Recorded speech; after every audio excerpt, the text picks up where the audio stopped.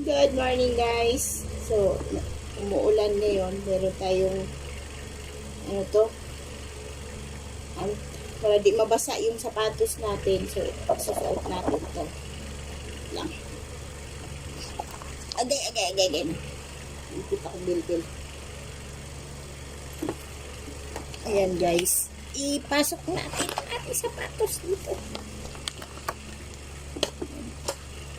Mabasa. Okay. Malayo ang ating biyahe. Parang meron ditong wire. Wait lang.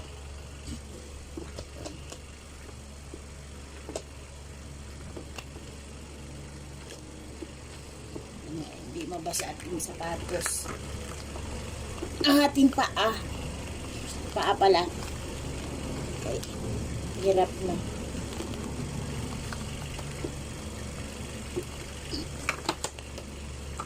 Yun.